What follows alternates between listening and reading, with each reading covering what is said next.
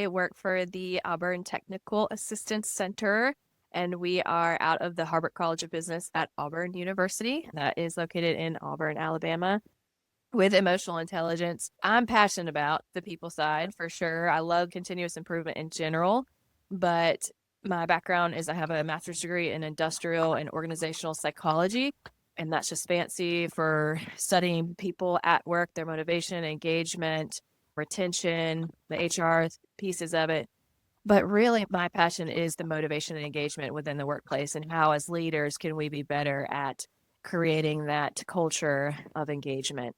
I feel like 100% has to do with lean, because we need our people to be all on the same page and to be engaged to fulfill all the activities when it comes to lean tools and sustaining it, which we know is, in my experience, the hardest thing. So, all right.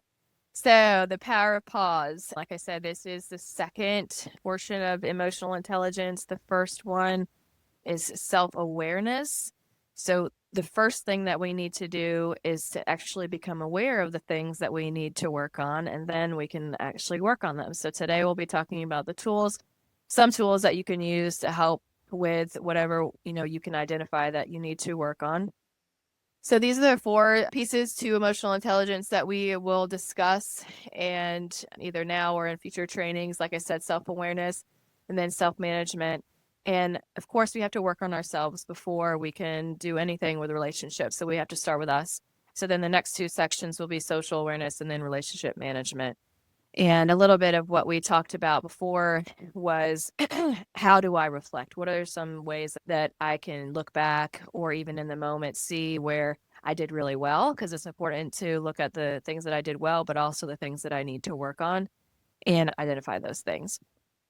And so, in general, the definition that I have for emotional intelligence is the ability to accurately assess your own and others' feelings and emotions, and use the assessment to guide intentional thinking and actions. The first thing I wanted to discuss is something called neuroplasticity. It's a big word, but it's talking about how our brain doesn't stop growing, or doesn't have the potential to stop growing for as long as we live. We have the ability to adapt and change things, and so this video will introduce that. Not so long ago, many scientists believed that the brain did not change after childhood, that it was hardwired and fixed by the time we became adults.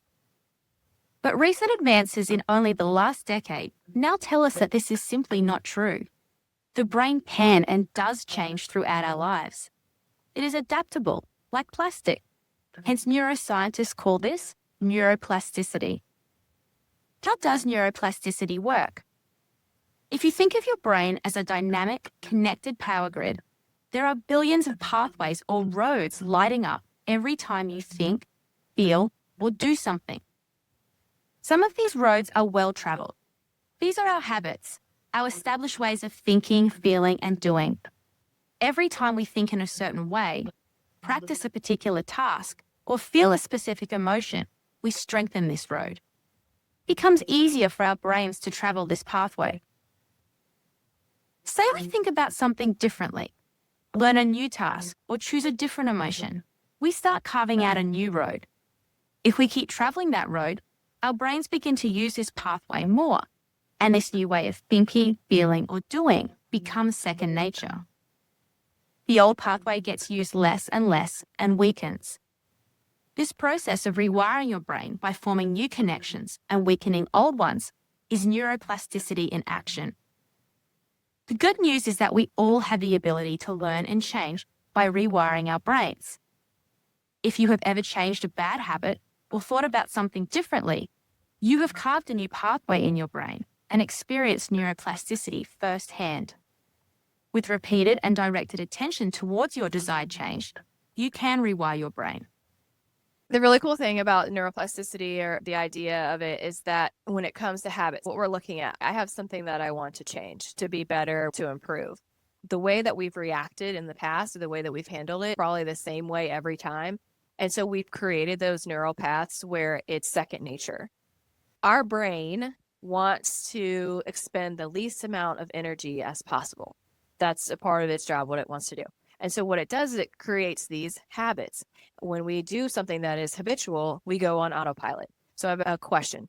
Does anybody drive home the same way every day? Overall, yeses, right? Have you ever gotten home after driving and said, I don't remember the last 10 minutes. What was I doing? You know, maybe it's just me. But what happens is we get on that habit. We go the same way home. We know the route we're taking. We know the way that we need to go. And our brain turns to autopilot because now it can focus on other things or it doesn't need to expend as much energy. And it happens all the time. Anytime we have a reaction to something, our normal reaction, it's an autopilot reaction. So, what do we need to do to change that? Well, we have to be intentional, but it takes extra energy because we have to think about it. So, for instance, like when we first start learning how to drive, we've got to think, okay, I've got to turn the key, turn it on, here's my signals, which one's the gas. We're thinking about all those things. But eventually, with practice and time, it becomes a habit and we do those things without even thinking about it. So, what we have to do is practice that new habit. So, whatever that we want to change, you can't expect it to be an overnight thing. Even when we are first becoming aware of it, like, oh, I've identified now I need to change that. Well, it's going to take some time, just like any other habit that we try to change, like smoking or something like that. One thing that we can do is to increase our neuroplasticity in general to help our brain to be healthier, to be more likely to succeed in those things. If we do take the same way home every day, how about we take a different way? We'll have to think about it, right? So think about what things in your day to day that you can do differently. And that's exercising our brain, basically. We have to think about it more, and it helps our brain's a muscle, so it makes it stronger, right? Muscle memory. Exactly. Amina, thank you. It is muscle memory. Also, something else that we can do is doing an activity outside of your norm. So try something new or just doing it a different way. There's two sides to the brain, left brain and right brain. Right brain is more the creative, the artsy side. Left brain is more analytical, spreadsheets or whatnot. Try to do something outside of your typical. If you're typically right, do something on the left. If you're on the left, do something right. It's the same idea of interrupting the flow as that you're having to put forth more energy, so you're exercising your brain. And then in general, try something new. I put this beekeeping picture here on the left. I'm going to be getting bees in a few weeks, and I'm super excited about that. A little bit nervous too, but try something new. Of course, what a lot of people talk about in different areas is meditating, but now instead of working your brain or working that muscle, and this is a little bit different, the meditate, I am trying to clear everything out, trying to flush it out and meditating on those positive things or the things I need to change. And just, during our day to day, sometimes it's hard to figure out when we meditate. Does anybody currently spend time meditating at all? And if you do, when do you find time to do that? Okay, 30 minutes. First thing when I get up, praying every morning, first thing. When the kids are in bed, yes, it's very hard to meditate when you got kids around.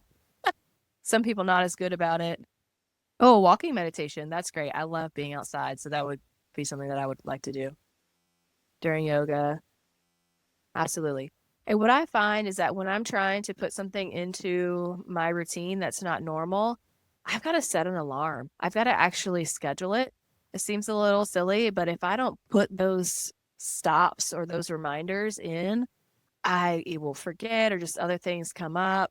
And so I'll have to think about, okay, when would maybe be the best time to do it, whether it's in the morning or at night or on a walk or whatever, maybe during lunch, at work, if there's a moment you can get away, and putting an alarm on your phone that says, hey, do this. And you're more likely to succeed with it, whether it's meditating or anything else that you're trying to do. Taryn says the book Atomic Habits has great tips on how to adopt new habits, like meditating. It's great. And Amina seconds the book. So, okay, popular. Exercising. We all know that exercising is important. It's for, keeping you healthy or whatnot. But the cool thing is exercise is actually good for your brain as well. There's been lots of research done that it boosts your brain-derived neurotropic factor, mouthful, BDNF, which increases neurogenesis, which is basically making new cells in the brain. So just another reason why exercising is important. It should be a regular part of your routine. And again, just try to schedule that in and do as much as we can. And starting out a little at a time. That's what I find with exercising, at least specifically, is like just do 5 minutes. Like set an alarm and do 5 minutes. Because we can do 5 minutes, right? We can stop and do 5 minutes. And then once that becomes a habit of doing that 5 minutes, maybe a few times a day, then increase it to maybe 10 minutes. Because it's trying to create those new paths, like the neuroplasticity video said. We want to make the new path bigger and then the old path smaller. And with that, I always think about like the beach, right? If I'm a kid or even as an adult, I have kids, build a castle and try to build the moat, the thing around the castle to keep the water from destroying the castle, right? I've got to keep digging it because what happens if you're on the shoreline, the water comes up and it pulls that away. But eventually, if I can dig it big enough, then I won't have to consistently be digging it. But that first, few minutes of digging, I've got to be on top of it the whole time, digging, digging, digging. And that's how we have to be when we're creating new habits. I really have to be on top of it initially. And then once it becomes a habit, then we can start going on autopilot and we won't have to worry about it as much. So we are all emotional people. We talked about this in the previous session a little bit more in depth, but I wanted to cover it again. I think like if y'all heard the word like, hey, this person's emotional, what word comes to mind? Moody, volatile, sensitive, overreacting, out of control, reactive. Yeah, so I feel like in general, and if you have a different idea, you absolutely put it in the chat. But do you agree that in general, when we talk about emotions or emotional people, it's considered negative, has somewhat of a negative connotation to it? Yeah. Yeah, and it shouldn't be, absolutely, Jody. And that's the thing. It's we all have this the word even emotional has this negative stigma to it. And how can we start to change that perception in our mind to understand that when we say emotional and attributed to women, absolutely, for sure, that there's a range of emotions and we all are emotional. And again, it's going back to the brain. So our brain has a part of it that's called the amygdala, right? And every single stimulus that happens, every single experience that is presented in front of us goes into the amygdala first. This is the emotional part of our brain.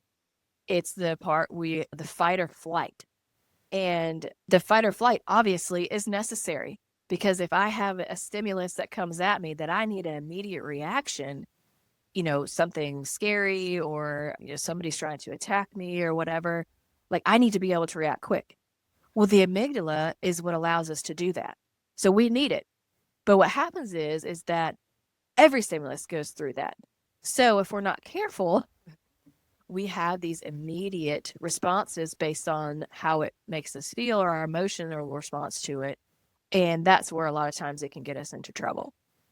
And so what happens eventually is that if we give it more time, process the stimulus, whatever it is, then it goes to the prefrontal cortex in the front, and that's our logical part of the brain. And we can make a more logical decision about it. And so we talked about, okay, for example, why do you think department stores put shoes at the entrance? I love shoes. Not everybody does, but a lot of people like shoes. And so I'm not maybe going to the store to buy shoes, but I walk in, I'm like, oh, those are pretty. And I go to look at them, right? Even though I didn't go to the store to buy the shoes. But marketing people know really well, hey, we want to get the emotions involved and get that instant gratification, like before they have time to think about it. But if you don't get those shoes right then and you continue into the store and you go to buy the pair of pants that your daughter absolutely needed and they're like $80, you're like, yeah, I'm not going to buy those pair of shoes because this is already really expensive. It's that transition from the emotional response to the logical reasoning. When it comes to us and how we interact with people, we have triggers, and we'll talk more about that.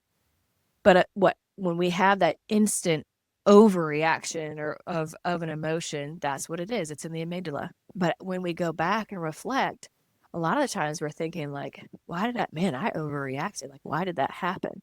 Well, we just didn't give it enough time. We didn't pause, which is, hence the term or hence the title of the session is the power of pause. So I just wanted to go into that a little bit. So emotional hijacking.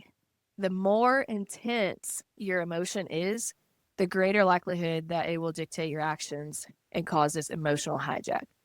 And so, like I said, the emotional hijack is the amygdala taking over the normal reasoning process.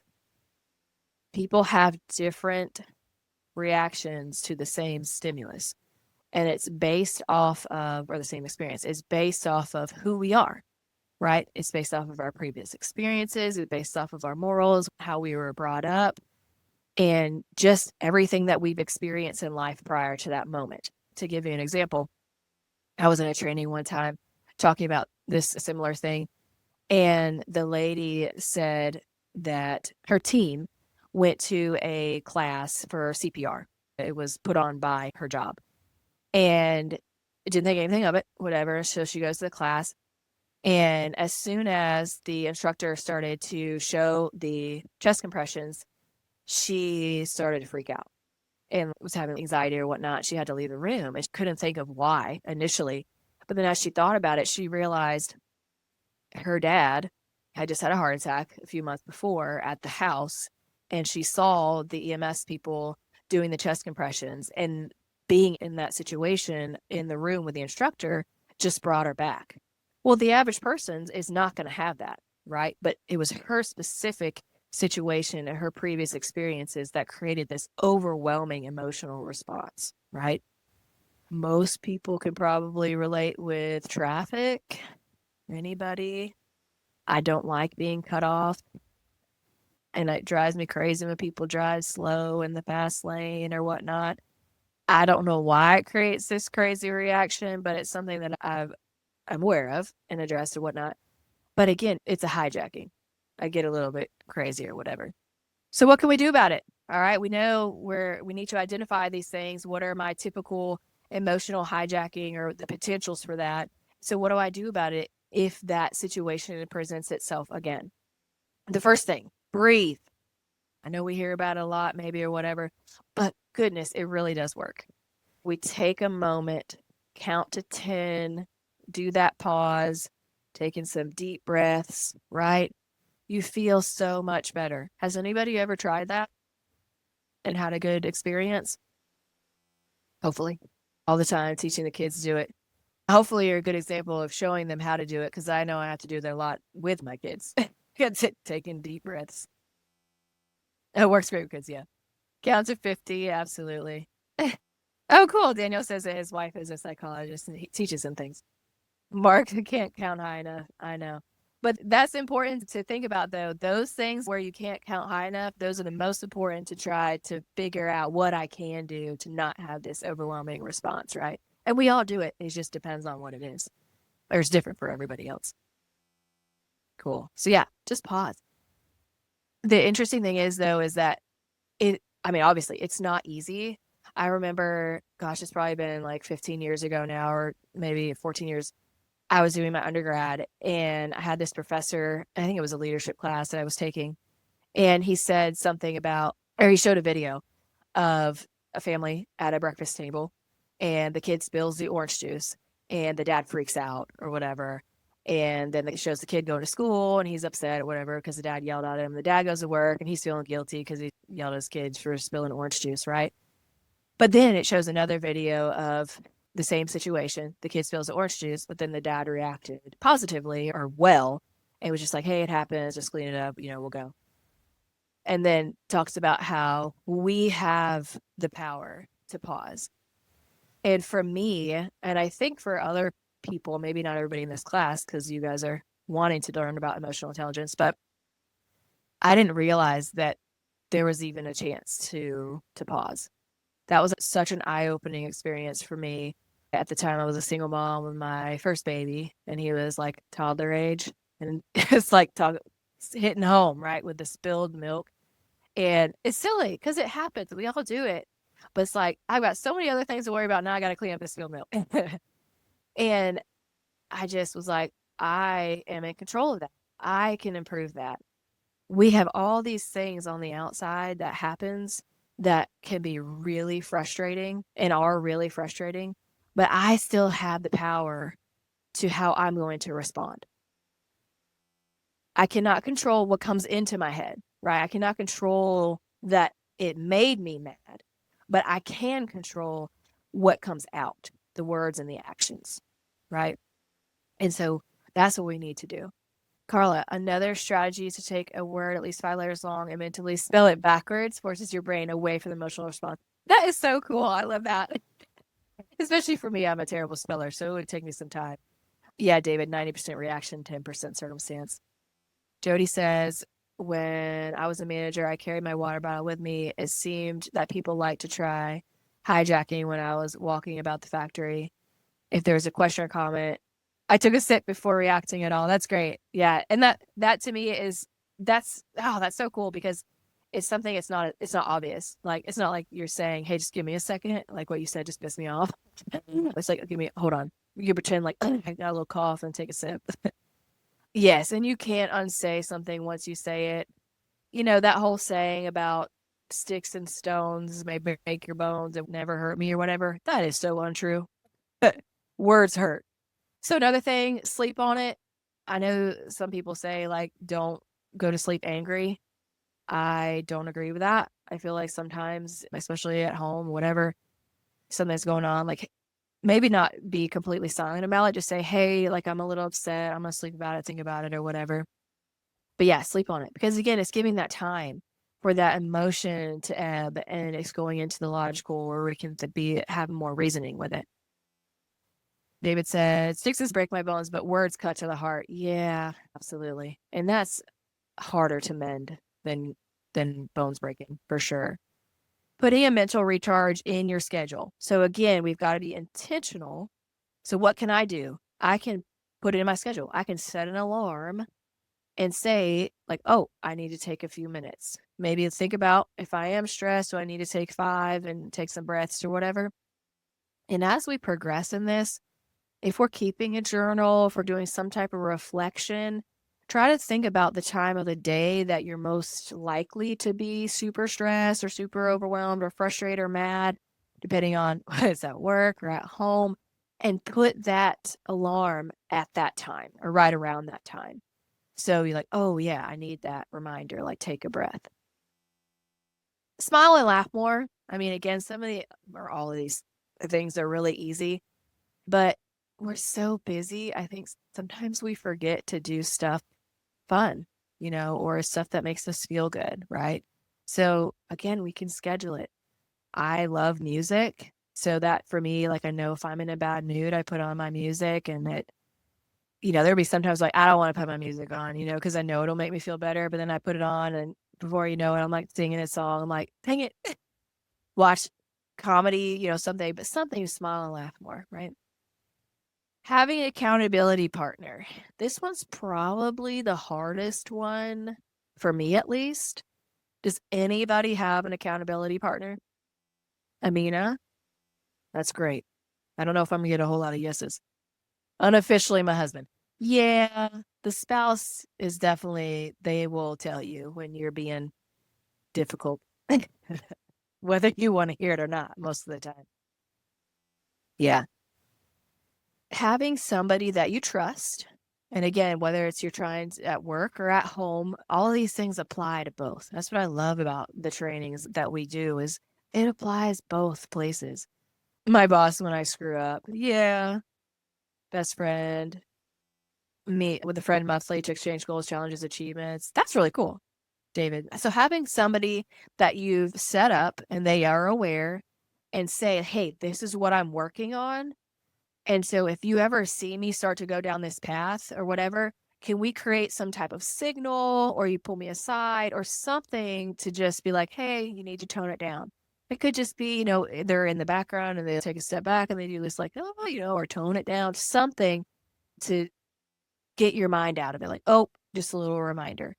Or something even after the fact, like, hey, I noticed this. So what, I noticed you did it during this time, or, point those things out.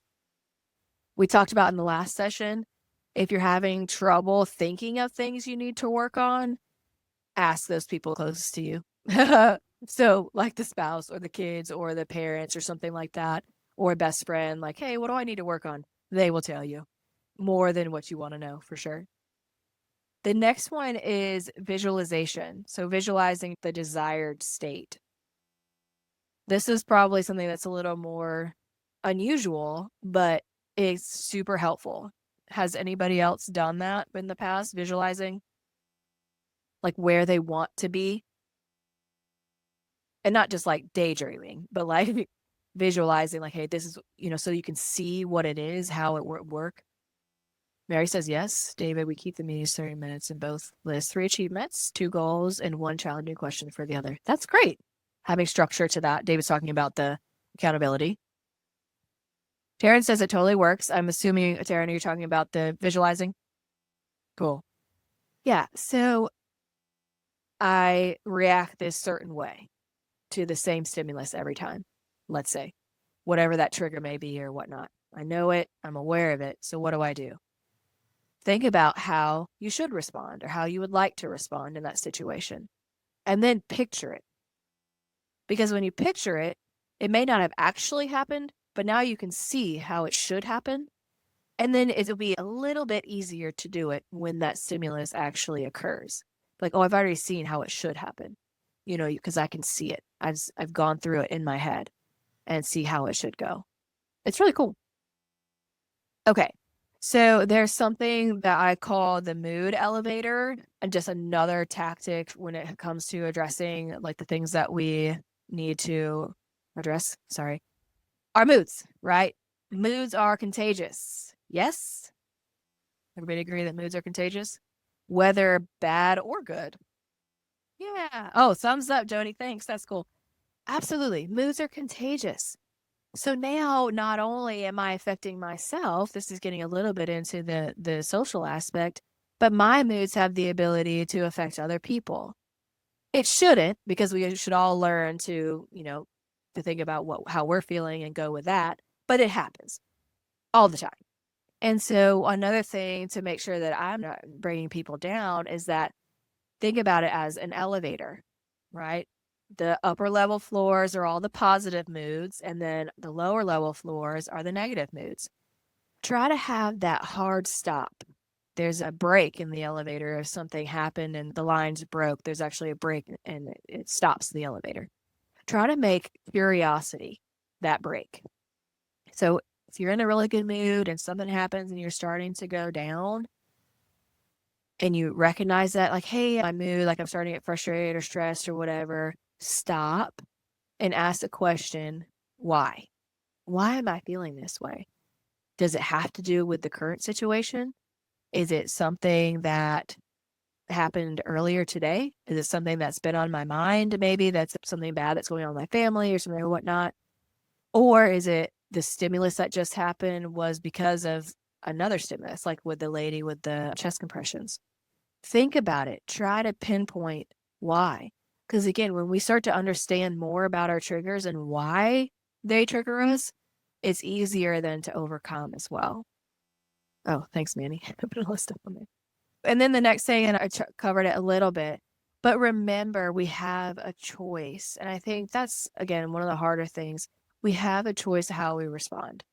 We can't control anything else that happens around us, what other people do, I mean, but we can control ourselves, and we have that choice. So I'm going to show another video. And also I want to say too that Manny does like the video after this, like it's recorded, and then you'll have access to that. And then I can't remember, Manny, do you also provide the slides, like a Yep. PDF slides? As long as Yes. the presenter provides them to me, yes, I do. Okay. That'll be part of the So, RE. okay, cool. So y'all will get the PDF of the slides, but also I'm going to include another handout. It's called Micro Practices, and it goes along with these strategies. It's just additional strategies, and it talks about different ways, like of different types of breathing or different things that we can do at different times. So I just wanted to let you know that. So now the video on remembering that we have a choice. Imagine a microscopic-sized ladder contained in the part of our brain that will label our subconscious.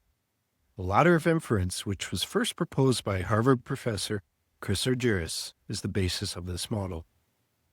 Every time we interact with someone, that experience enters the ladder at the bottom. That same experience zips up the ladder in the blink of an eye, exiting at the top. This process happens thousands of times a day without us knowing it. Let's focus on what happens on each rung of the ladder. On the first rung, we have the raw data and observations of our experience. This is very similar to what someone watching a video recording of our experience. Moving up to the second rung, we filter in specific information and details we unknowingly filter based on our preferences, tendencies, and many other aspects that we believe are important. Onto the third rung, we assign meaning to the information we have filtered through. This is where we start to interpret what our information is telling us. On the fourth rung, a very crucial thing happens. We develop assumptions based on the meaning we created on the previous rung, and we start to blur the distinction between what is fact and what is story. On the fifth rung, we develop conclusions based on our assumptions. This is also where our emotional reactions are created.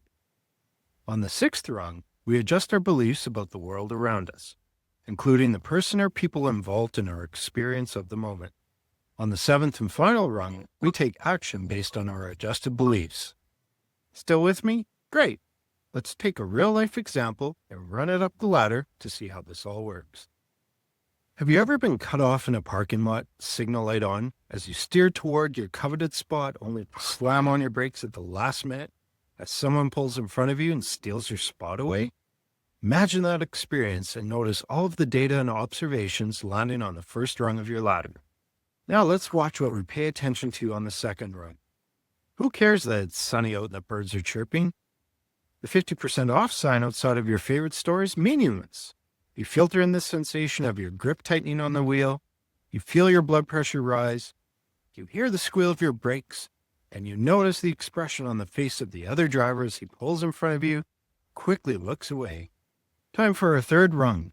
Ever since you were young, your parents taught you the importance of waiting in line and taking your turn. You live and die by the rule of first come, first served. And now this guy has just stolen your spot. What gives? Up to the fourth rung we go. Watch closely as our assumptions take over and our story creates itself. That stupid jerk. Didn't his parents teach him anything? How could he not see my signal light? He must never pay attention. Why does he think he's more important than anyone else? Jumping quickly to the fifth rung, we conclude that this guy is heartless, inconsiderate. He needs to be taught a lesson and put in his place. We feel angry, frustrated, vindictive, justified. On our sixth rung, we adjust our beliefs based on the experience. That's the last time I give in. Next time someone tries to cut me off, tires will be smoking on the pavement as I squeal past them into my spot. And finally, our last rung, we take action. We back up, pull up behind his car, honk our horn, and roll down our window to scream a few choice words, isn't it? Now, imagine, he walks over quickly, apologizing. His wife, who's almost due with their first baby, called him from inside the mall to say she is in labor and needs to get to the hospital immediately. We are momentarily shocked, apologize profusely, and wish him luck as he rushes toward the entrance. What just happened here? What changed? Why is this so significant? In our parking lot example, our beliefs were short-circuited by the ladder of the other individual. My wife is in labor. I need to get there quick. There's a parking spot. Phew! Oh, geez, I cut someone off. I better apologize quickly so they don't think I'm a jerk. But what if we were able to short-circuit our ladders ourselves, proactively, by choice? Guess what? We can. Let's return to our unique human function of free will. Next time you notice yourself reacting to your experience, pay focused attention to your ladder. Ask yourself what beliefs are at play and where did they come from? What data and observations did you filter in as a result of your beliefs? And why? Are your assumptions valid and supported by facts? Would a different set of assumptions create different feelings and result in new and better conclusions and actions? We all have our own unique ladder, Be mindful of yours and help others to see theirs. All right. So this video is like super detailed about almost instantaneous things, our stimulus, our reactions or whatever that, like it said, all these things happen within a matter of seconds. And it's so crazy to think about. And for me, when I first saw the video, I was like, wow, that's super powerful because of all this stuff where it could go wrong in our head and we can do the thing that we regret or whatever and when we learn to work on. Which areas do you think get us in the most trouble? Yeah, assumptions. Absolutely. And action. Absolutely. I agree. I think those are the two areas that can get us into the most trouble. I think the raw data observation, obviously that's going to happen.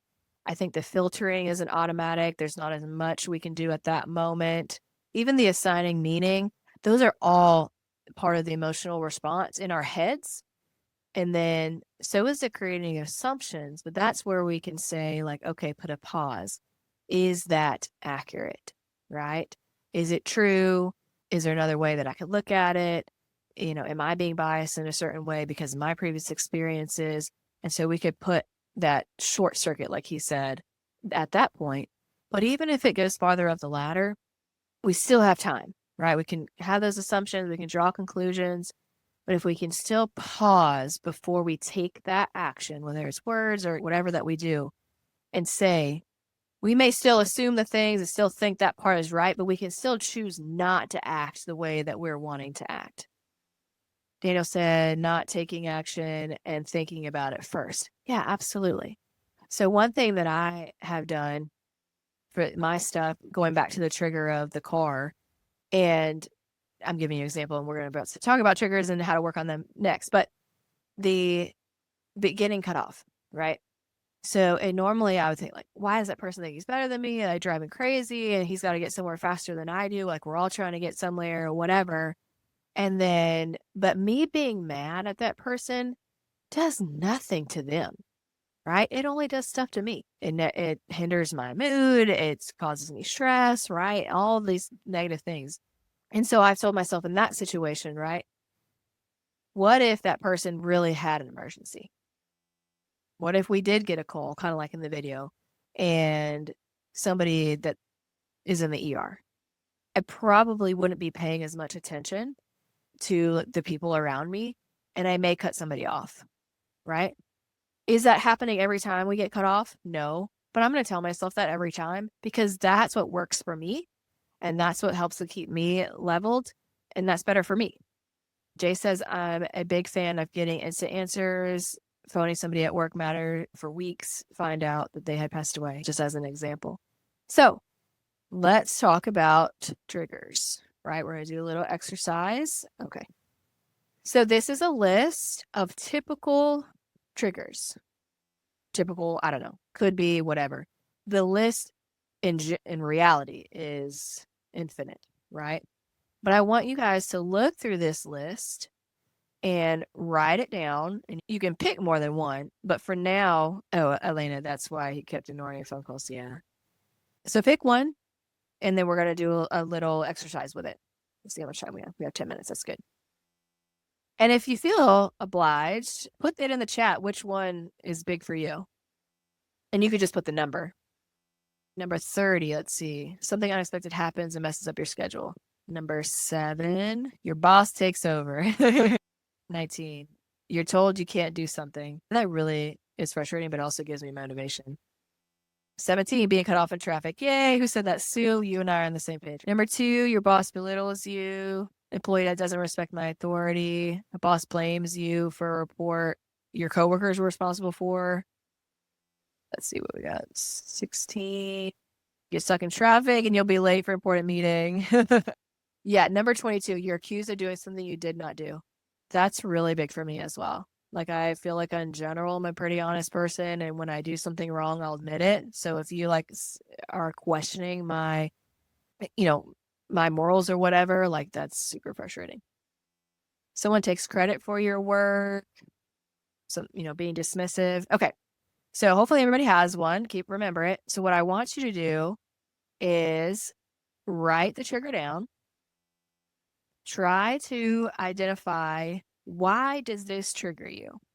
Like in the instance of being cut off, I feel like the person is frustrating. I'm trying to get somewhere too, and they think that they're better than me, right? Then what is your reaction? For me, get angry, whatever. Sometimes I yell at them, even though they can't hear me. And then the biggest part of this too, what do I need to remind myself to stay in control when confronted by my trigger? Out of all the things that we've discussed, maybe other things that you've thought about, what can I do to remain in control? And I know it's a lot of typing potentially, but if anybody has like a quick share, if they'd like to share what they think they want to try, I'd love to hear it. Or maybe I can call Manny or Jody out since you guys can talk. Okay. I want you to think of a trigger, something that triggers you, and then maybe something that you can do to stay in control, to not have that emotional hijacking or that like overly emotional response. Traffic is one of my triggers, especially when people do things. I live very close to New Jersey, where people make a habit of cutting in front of you and then getting off at the exit when had they just stayed right behind me. Yes. Like 2 seconds later. Yes. So I used to try yelling at them. I realized it only got me worked up. But Right. they were just, free to continue doing whatever they do. Yeah. I will say it like that. What I learned from that, like thinking about like, hey, maybe they have an emergency situation, that came from actually my coworker. So we do a lot of consulting and stuff, coaching for healthcare. And he was driving to a client, which was a hospital. Somebody cut him off and he gets all mad. He gets to the hospital and that same car was in the ER. And that was just like for him, one of those eye-opening moments, like the pendulum swing of the perspective or whatever, like, oh my gosh, like here I was getting mad at them and they were actually in an emergency situation. Okay. So Jenny says, something unexpected hijacks my day. That's her trigger. I need to remind myself that stuff happens. And if I get upset, it only wastes more time. That's great. Daniel, being around certain people. Why? Some people are just rude, not nice, pushy. Sure. Absolutely. I actually have been trying to learn different personalities and learning how to calming interact with them. That's really cool. And then Frank says, when people do not get back with me, I react because I think it's impolite, right? So I tell myself they're probably busy and just give them more time to respond. Then we'll eventually remind them. Yeah. Amina, schedule gets interrupted for no fault, reaction, fight. Yeah. We'll try and remind myself to sleep on it and then react to make the other person realize the mistake. Sure. Now, I have a question. I see somebody on here that's Ty Fortenberry. Is that the same Tyler Fortenberry that's done work with ATAC before? Maybe not. Because I saw the name and I was like, oh, I've worked with a Tyler Fortenberry before. Anybody else want to share? I know it's a lot of typing. Phil says, I try to remember that everyone has a story. Yeah. Like in the video, you never know what problems the other person has. Carla, being dismissed. Don't feel valued. Reaction is kind of sullen and reminding myself I have control and I can change the situation. Absolutely. Jenna, sorry if I mispronounced your name. People interrupting before I finish my sentence. Triggers, I typically think quite a bit before speaking to complete my thought. If they interrupt, I need to remind myself I can still finish and share my thoughts when they're done, or maybe interrupt them. Yeah, Jenna, I'm that person. I tend to jump the gun. I apologize for all those people that do that. I talk really fast. And so like when there's an instant pause, I'm like, oh, they're done. I'm going to talk. So I apologize. Mark, when my boss takes over my meeting, I try to reinterject, guide the conversation back to the topic. I remind myself that we need to stay focused despite the interruption. Absolutely. Oh, that's a good one, Dawn. I think about if it's going to bother me tomorrow, next week, next month. If so, can I let it go now instead of waiting? And then on the flip side of that, if you think it's still going to bother you, maybe we should address it. Maybe if it's with another person and you think it might affect that relationship, maybe it's something that, hey, I just need to have a conversation with, but not right at that moment when you're mad. Right. If it won't bother you in a week, I should just give it up now. And most of the time, I find most things don't bother me after some time. So just let it go. Well, thank y'all so much for all your input. That is the end of my session.